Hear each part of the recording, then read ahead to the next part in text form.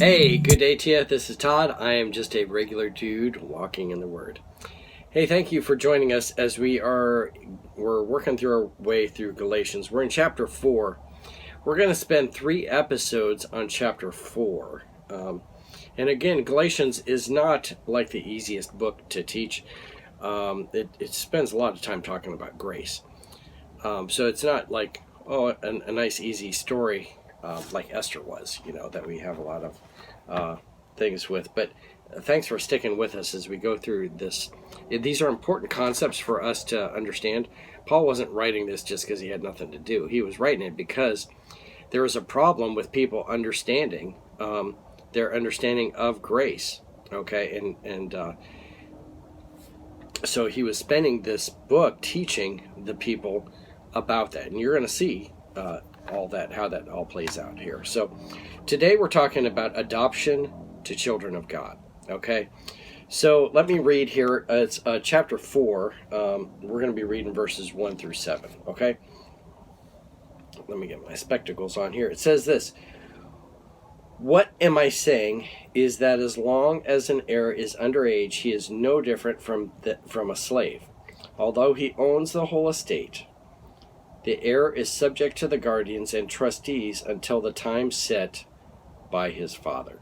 Okay, so what would happen back in that Roman time was you would have the Romans. I'll just use like a Roman family as an example here. Okay, so you would have the father, and he would have a son.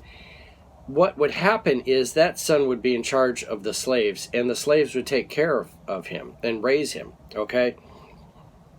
And he would be a child of the father, but he would be kind of equal to the slave, really, until the time he became a man. Okay, and that wasn't like today. We have the age of it used to be 21, and then it was 18, and you might know people that they act like men and they're 13 years old, and then you know other men that they still act like a kid and they're 50 years old. Okay, but it was up to the father to determine when his son became a man, okay? And they would have a celebration when that happened. And until that time, he was not an heir to the. He was a son, okay, but he wasn't an heir to what was his, okay. And so that's what Paul was talking about here. He's raised by the slaves. And he's not fully an heir until that time. Okay, so we have to understand that, so you know what's happening here. Verse 2: "The heir is subject to the guardians and trustees until the time set by his father." We talked about that. That it's the slaves that are raising him. Okay. "So also, when we were underage, we were in slavery under the element of spiritual forces of this world. But when the set time had fully come, God sent his son, born of a woman, born under the law, to redeem those under the law, that we might receive adoption to sonship." Okay, so before Jesus came, we were under the law. Okay, and so we were not heirs of God at that point, because we were under the law. We were being raised by that slave, the law. Okay, and so we were under that.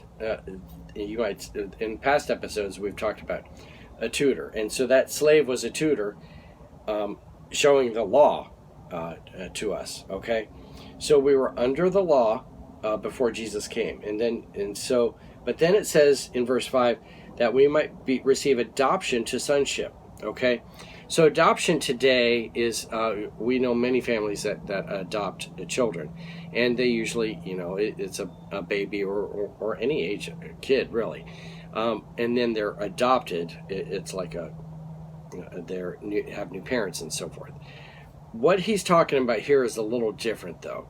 He's adopted as into his full sonship at that point, and that goes back to that festival that they had, or that celebration they had when you became a man.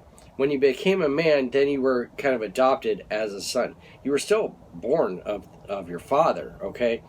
But he adopted you as a son at that point. So hopefully that makes sense when we're talking about this.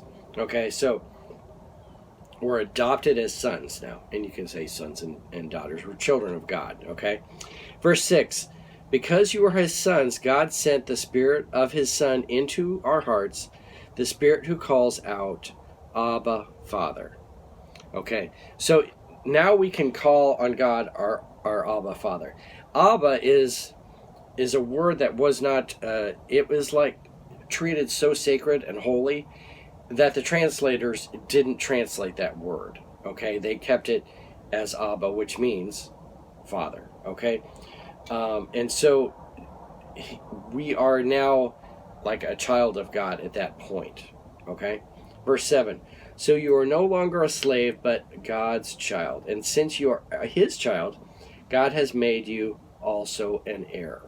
That last verse sums everything up beautifully. So let me read it again here. So you are no longer a slave. We're not raised by that slave, the law, okay? But God's child. And since you are his child, God has made you also an heir. We're now adopted. We have become adults, okay, you could say. And when that happens, we are adopted by God, okay? And it's through grace, okay? We were raised by the law, okay? Up to a certain point until Jesus came, and then it was grace, okay? And so we now have new life, and we're heirs of God through Jesus by grace, okay? So hopefully that explains that whole thing there to you. But we're adopted to become children of God, okay? We're not children of the law anymore. We're adopted to children of God by grace. All right. Thanks for watching. I'm just a regular dude walking in the Word, and I look forward to seeing you tomorrow as we continue our journey through chapter 4 of the book of Galatians. Lord's blessing. I'll see you then.